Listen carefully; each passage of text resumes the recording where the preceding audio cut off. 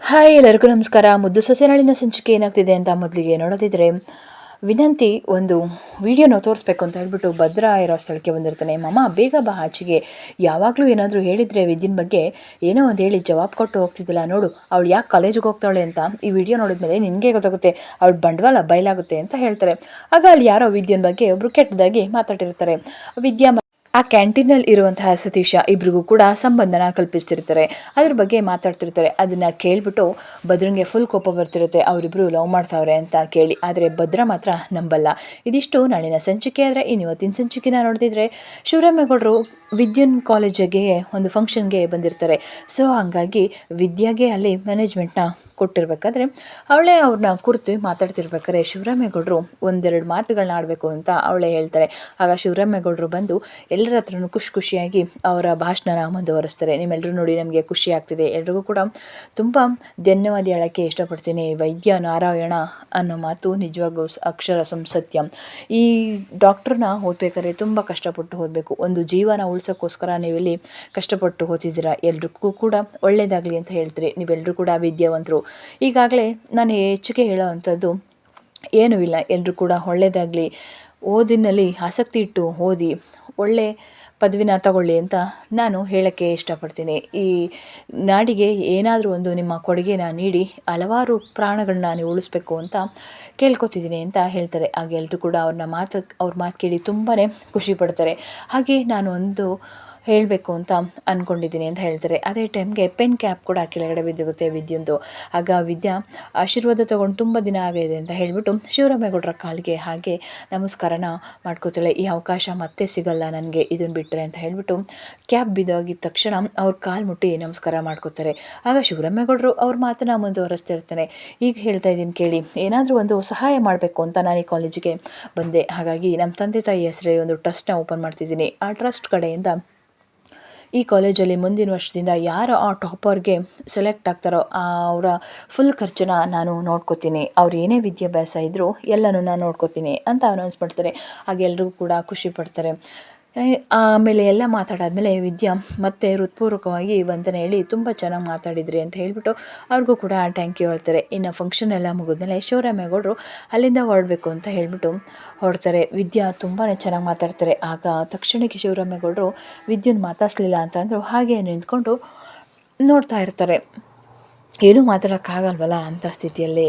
ಆಗ ಭದ್ರೇಗೌಡರು ಕೂಡ ಹಾಗೆ ಗುರಾಯಿಸ್ಕೊಂಡು ಹಾಗೆ ನಿಂತ್ಕೊಂಡು ನೋಡ್ತಿರ್ತಾರೆ. ಯಾರು ಏನೂ ಮಾತಾಡೋದಿಲ್ಲ, ಎಲ್ಲ ಕೂಡ ಹೊರಟೋಗ್ತಾರೆ. ಇನ್ನೊಂದು ಕಡೆ ರಾಖಿ ಮತ್ತು ಕಣ್ಮಣಿ ಇಬ್ಬರು ಕೂಡ ದೇವಸ್ಥಾನಕ್ಕೆ ಅಂತ ಬಂದಿರ್ತಾಳೆ. ಅಲ್ಲಿ ಯಾಕೆ ಬಂದಿರ್ತಾಳೆ ಅಂತ ಅಂದರೆ, ಕಣ್ಮಣಿ ತನ್ನ ಪ್ರೀತಿನ ಹೇಳ್ಕೊಳ್ಳೋಕ್ಕೆ ಅಂತ ಬಂದಿರ್ತಾಳೆ. ಮೇಡಮ್ ಬನ್ನಿ ಹೋಗೋಣ ಅಂತ ಹೇಳ್ತಾರೆ. ಯಾಕೆ ಇಷ್ಟೊಂದು ಬೇಜಾರು ನಿಂತಿದ್ದೀರಾ ಅಂತ ರಾಖಿ ಕೇಳಿದಾಗ, ಮನಸ್ಸಿಗೆ ತುಂಬಾ ನೋವಾಗಿದೆ. ಹೌದಾ, ಯಾಕೆ ಏನಾಯಿತು, ಯಾರು ಏನಾರ ಮಾಡಿದ್ರಾ ಹೇಳಿ ಅಂತ ಹೇಳ್ತಾರೆ. ಹೌದು, ನನಗೆ ನೀನು ಬೇಕು, ನಾನು ನಿನ್ನನ್ನು ತುಂಬ ಪ್ರೀತಿಸ್ತಾ ಇದ್ದೀನಿ, ನೀನು ನನ್ನನ್ನು ಪ್ರೀತಿ ಮಾಡ್ತಿದ್ಯಾ ಅಂತ ಕೇಳ್ತಾರೆ. ಏನು ಹೇಳ್ತಿದ್ದೀರಾ ಮೇಡಮ್, ನಿಮಗೇನು ತಲೆ ಕೆಟ್ಟಿದ್ಯಾ ಅಂತ ಹೇಳ್ತಾರೆ. ಇಲ್ಲ, ನೀವೆಲ್ಲಿ ನಾವೆಲ್ಲಿ, ನಾನು ನಿನ್ನನ್ನು ಮದುವೆ ಆಗ್ತೀನಿ. ಅಯ್ಯೋ ಬೇಡ, ನಾನು ನಿಮ್ಮ ಮನೇಲಿ ಕೂಲಿ ಮಾಡೋನು, ಅಂಥದ್ರಲ್ಲಿ ನೀವು ನನ್ನನ್ನು ಪ್ರೀತಿಸೋ ಅಂಥದ್ದು ಏನು ಮೇಡಮ್ ಇದು, ಹಿಂಗೆ ಮಾತಾಡ್ತಿದ್ಯಾ, ಯಾಕೆ ರಾಕಿ ಹೀಗೆಲ್ಲ ಮಾತಾಡ್ತಿದ್ಯಾ, ನಿಜವಾಗ್ಲೂ ನೀನು ನಾನು ಪ್ರೀತಿಸ್ತಾ ಇದ್ವಲ್ಲ, ಕಣ್ಣಲ್ಲಿ ಕಣ್ಣಿಟ್ಟು ಹೇಳು, ನಿಜವಾಗ್ಲೂ ನಾನು ಪ್ರೀತಿಸ್ತಾ ಇಲ್ಲ, ಮತ್ತು ನನ್ನ ಕಂಡ್ರೆ ಅಷ್ಟೊಂದು ಯಾಕೆ ನಿನಗೆ ಭಯ ಅಂತ ಕೇಳ್ತಾರೆ. ಭಯ ಅಲ್ಲ ಮೇಡಮ್, ಅದು ಗೌರವ ಅಂತ ಹೇಳ್ತಾರೆ. ನೀನೀಗ ಪ್ರೀತಿಸ್ತೀಯೋ ಇಲ್ವೋ ಹೇಳು ಅಂತ ಹೇಳ್ತಾರೆ. ಇಲ್ಲ ಅಂತ ಹೇಳ್ತಾರೆ. ನನ್ನ ಕಣ್ಣಲ್ಲಿ ಕಣ್ಣಿಟ್ಟು ಹೇಳು,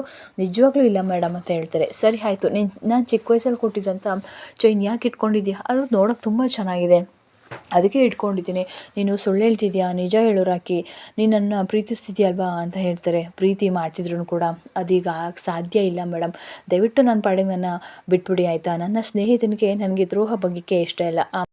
ಅನ್ನ ಹಾಕಿದರೆ ನನ್ನ ಸಾಕ್ತಾಯಿದ್ರೆ ನೀವು ಅವ್ರ ಮಗಳು, ಯಜಮಾನಿ ಹಂಗೆ ಹೇರಿ, ದಯವಿಟ್ಟು ನನ್ನ ಕೆಲಸ ಹೋಗಂಗೆ ಮಾತ್ರ ಮಾಡಬೇಡಿ, ಇಲ್ಲಾಂದರೆ ನನ್ನ ಮೇಲೆ ತುಂಬ ಜವಾಬ್ದಾರಿಗಳಿವೆ, ಇಲ್ಲಾಂದರೆ ನನ್ನೆಲ್ಲ ಒಂದು ಕಷ್ಟಗಳಿಗೂ ನನಗೆ ಪರಿಹಾರ ಇಲ್ಲ, ದಯವಿಟ್ಟು ಇನ್ನೆಲ್ಲೂ ಕೆಲಸ ಉಟ್ಕೊಳ್ಳೋಕ್ಕೆ ನನ್ನಿಂದ ಸಾಧ್ಯ ಇಲ್ಲ, ದಯವಿಟ್ಟು ನನ್ನ ಪಾಡಿಗೆ ನನ್ನ ಬಿಟ್ಬಿಡಿ, ನಿಮ್ಮ ಪಾಡಿಗೆ ನೀವು ಇರಿ, ದಯವಿಟ್ಟು ಈ ಪ್ರೀತಿ ಪ್ರೇಮ ಎಲ್ಲ ಬೇಡ.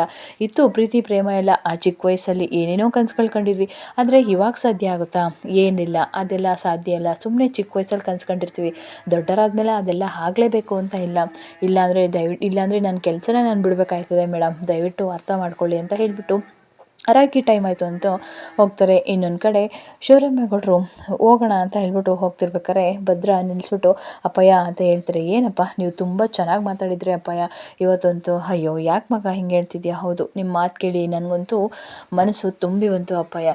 ನಿಜವಾಗ್ಲೂ ಈ ಕಾಲೇಜಲ್ಲಿ ಯಾರೇ ಟಾಪರ್ ಬಂದರೂ ಅಜ್ಜಿ ತಾತ ಹೆಸರಲ್ಲಿ ಟ್ರಸ್ಟ್ ಓಪನ್ ಮಾಡ್ತೀವಿ ಅಂತ ಹೇಳಿದ್ರಲ್ಲ, ತುಂಬಾ ಖುಷಿ ಆಯಿತು.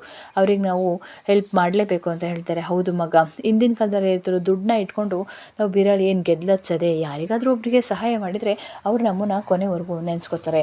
ಸರಿ ಆಯಿತು ಬಾ ಹೋಗೋಣ ಅಂತ ಹೇಳ್ತಾರೆ. ಇಲ್ಲ ಅಪ್ಪಯ್ಯ, ನಾನು ಇನ್ನೊಂದೆರಡು ಮದುವೆಗಳಿದ್ದಾವೆ, ಅಲ್ಲಿಗೆ ಹೋಗ್ಬಿಟ್ಟು ಬರ್ತೀನಿ ಅಂತ ಹೇಳ್ಬಿಟ್ಟು ಅವರು ಆಚೆ ಈಚೆ ಹೋಗ್ತಾರೆ. ಕಣ್ಮಣಿ ಮನೆಯಿಂದ ಬಂದ್ಬಿಟ್ಟು ಕಾರ್ ಸುತ್ತ ನೋಡ್ತಿರ್ತಾಳೆ. ರಾಖಿಯಲ್ಲಿ ಕಾಣಿಸ್ತಿಲ್ವಲ್ಲ ಅಂತ ಹೇಳ್ಬಿಟ್ಟು ಹುಡುಕ್ತಾ ಇರ್ತಾಳೆ. ಆಗ ವಿನಂತಿ ಬಂದಾಗ ಎಲ್ಲಾದರೂ ಈ ರಾಖಿ ಡ್ರೈವರ್ನ ನೋಡ್ದ ಅಂದಾಗ ಹೇಳ್ತಾರೆ. ಇಲ್ಲ ಅಂತ ಹೇಳ್ತಾರೆ. ಯಾಕೆ ಕೇಳಿದಾಗ ಎಲ್ಲರ ಹೊರಗಡೆ ಹೋಗ್ಬೇಕಾ? ಇಲ್ಲ ಹಾಗೇನಿಲ್ಲ, ಸುಮ್ಮನೆ ಕೇಳಿದೆ, ಬಿಸಿಲಲ್ಲಿ ನಿಂತಿತ್ತಲ್ಲ ಗಾಡಿ. ಹೌದಾ, ನನಗೆ ಗೊತ್ತಿಲ್ಲ ಅಂತ ಹೇಳಿ ಹೋಗ್ತಾರೆ. ಅಜ್ಜಮ್ಮನ ಹತ್ರ ಕೇಳೋಣ ಅಂತ ಬಂದಾಗ, ಅಜ್ಜಿ ಈ ರಾಖಿ ಡ್ರೈವರ್ ಎಲ್ಲಿ? ಏಕೆ ನಿನ್ಗೆ ಯಾಕೆ? ಅದು ಬಿಸಿಲಲ್ಲಿ ಒಣಗ್ತೈತೆ ಅದಕ್ಕೆ ಕೇಳಿದೆ. ಅವನು ಅದೇನೋ ಕೀನ ನಿಮ್ಮ ಅವ್ವನ ಕೈಲಿ ಕೊಟ್ಬಿಟ್ಟು ಹೋದ, ಹೋಗ್ಬಿಟ್ಟು ಕೇಳೋಗು ಅಂತ ಹೇಳ್ತಾರೆ. ಹೌದಾ, ಕೀ ಕೊಟ್ಬಿಟ್ಟು ಹೋದ ಅಂತ ಹೇಳ್ಬಿಟ್ಟು ಅಮ್ಮನ ಹತ್ರ ಕೇಳೋಕ್ಕೆ ಅಂತ ಹೇಳ್ತಾರೆ. ಅಮ್ಮ ಈ ಡ್ರೈವರ್ ಇಲ್ಲಮ್ಮ ಅಂತ ಕೇಳಿದಾಗ, ಓ ಅವರಾ, ಅದೇನೋ ಇಟ್ಬಿಟ್ಟು ಹೋದ, ಅವ್ರ ಅಮ್ಮಂಗೆ ಹುಷಾರಿಲ್ಲ ಅಂತಿದ್ದ, ಸೊ ಹಾಗಾಗಿ ನಾನು ಫೋನಲ್ಲಿ ಮಾತಾಡ್ತಿದ್ದೆ, ಸ್ವಲ್ಪ ಅವ್ನ ಕೈಗೆ ದುಡ್ಡು ಕೊಟ್ಬಿಟ್ಟು ಕಳಿಸ್ದೆ ಅಂತ ಹೇಳ್ತಾರೆ. ಹೌದಾ, ಯಾಕೆ ಏನು ಹುಷಾರಿಲ್ವಂತೆ? ಗೊತ್ತಿಲ್ಲಮ್ಮ, ಅದೇನೋ ಮಂಡ್ಯದಲ್ಲಿ ಅಡ್ಮಿಟ್ ಮಾಡಿದ್ದಾರಂತೆ, ಸೊ ಹಾಗಾಗಿ ಅವ್ನು ಅರ್ಜೆಂಟಾಗಿ ಹೋದ ಅಂತ ಹೇಳ್ತಾರೆ. ಅವಳು ಫುಲ್ಲು ಗಾಬರಿ ಆಗಿರ್ತಲ್ಲ ಕಣ್ಮಣಿ.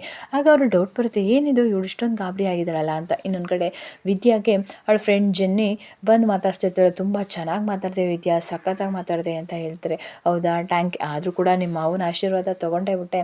ಹೌದು, ನಾನು ಕಾಲೇಜಿಗೆ ಸೇರಿದ್ಮೇಲೆ ಅವ್ರು ನನಗೆ ಸಿಕ್ಕಿರಲಿಲ್ಲ ಆಶೀರ್ವಾದ ತೊಗೊಳಕ್ಕೆ, ಹಾಗಾಗಿ ಸಿಕ್ಕಿದ ಅವಕಾಶ ಬಳಸ್ಕೋಬೇಕಲ್ಲ, ಅದಕ್ಕೆ ಅಂತ ಹೇಳ್ತಾರೆ. ಸರಿ ಆಯಿತು, ಅವ್ರ ಪಕ್ಕದಲ್ಲಿ ಇದ್ದಂಥ ಹಾರಡಿ ಕಟೌಟ್ ಯಾರು ಅಂತ ಕೇಳ್ತಾರೆ. ಆಗ ವಿದ್ಯೆಗೆ ಫುಲ್ ಕೋಪ ಬರುತ್ತೆ. ನೋಡೋಕ್ಕೆ ಮಸ್ತಾಗಿದ್ದಾರೆ ಬಿಡು ಅಂತ ಹೇಳ್ತಾರೆ. ಆ ವಿಷಯ ಮಾತಾಡಬೇಡ ಅಂತ ಹೇಳ್ತಿಲ್ವಾ? ಸರಿ ಬಿಡು, ಅವ್ರು ಯಾರು ಅಂತ ನನಗೆ ಗೊತ್ತಾಯಿತು, ಅಷ್ಟು ಚೆನ್ನಾಗಿದ್ದಾರೆ, ನೀವು ಅವ್ರನ್ನ ಯಾಕೆ ಬೇಡ ಅಂತಿದ್ಯಾ ವಿದ್ಯಾ? ಅವ್ರ ಬಗ್ಗೆ ಮಾತಾಡಬೇಡ.